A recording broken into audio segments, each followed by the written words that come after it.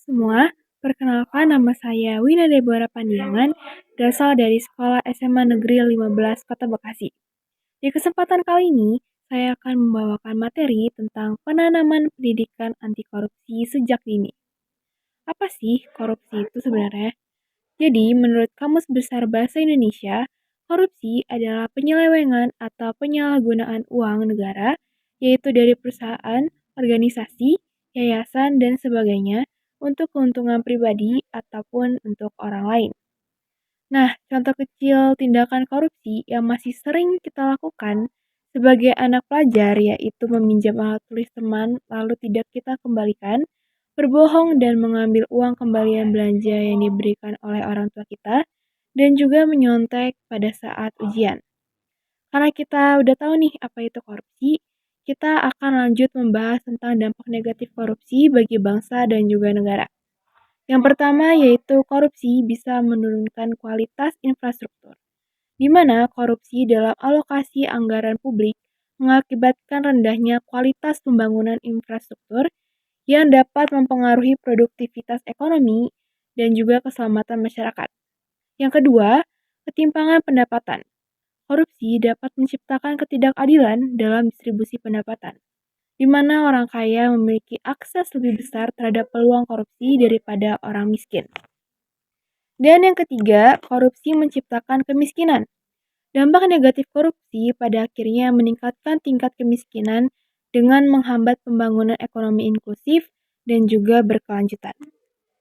Ada beberapa nilai-nilai anti korupsi yang harus diketahui, seperti kejujuran, integritas, dan juga akuntabilitas. Nilai-nilai anti korupsi seperti kejujuran, integritas, dan akuntabilitas adalah prinsip-prinsip moral dan etika yang mendukung pencegahan dan pengurangan korupsi. Kejujuran mengacu pada kualitas yang mencakup kebenaran dan keterbukaan dalam tindakan dan juga komunikasi. Sementara integritas itu menunjukkan keselarasan antara nilai-nilai, tindakan, dan prinsip-prinsip yang dipegang serta konsistensi dalam perilaku. Dan akuntabilitas adalah tanggung jawab untuk bertanggungjawaban atas tindakan dan juga keputusan, serta siap menerima konsekuensi yang timbul dari tindakan tersebut. Jadi, tiga nilai ini terkait dalam membentuk dasar bagi praktik-praktik yang bertujuan untuk mengurangi korupsi. Lalu, bagaimana cara kita menerapkan nilai-nilai anti korupsi? Yang pertama, bertindak jujur dan terbuka dalam segala situasi. Yang kedua, kita bisa melakukan tindakan yang sesuai dengan nilai-nilai Pancasila. Ketiga, menunjukkan integritas yang sesuai dengan prinsip maupun aturan yang berlaku. Keempat, bertanggung jawab atas tindakan yang kita lakukan dan menjadi teladan bagi orang lain. Kita juga bisa ikut berpartisipasi dalam pencegahan korupsi di sekolah, yaitu dengan cara membentuk tim atau komite khusus di sekolah yang bertugas mengawasi dan memberikan edukasi tentang anti korupsi. Kedua, yaitu mengadakan kampanye dan lomba yang berhubungan dengan anti korupsi, seperti lomba pidato, poster, ataupun esai, dan mengintegrasikan materi tentang anti korupsi dalam kurikulum dan kegiatan ekstrakurikuler.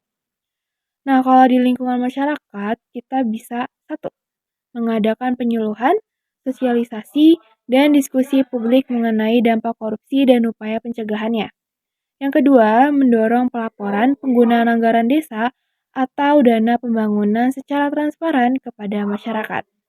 Dan yang ketiga yaitu membuat dan menerapkan peraturan desa yang ketat terkait pencegahan korupsi dalam pengelolaan dana dan sumber daya. Demikian materi anti korupsi yang bisa saya sampaikan. Stop korupsi untuk kesejahteraan bersama. Sekian dari saya, mohon maaf jika ada salah kata. Terima kasih.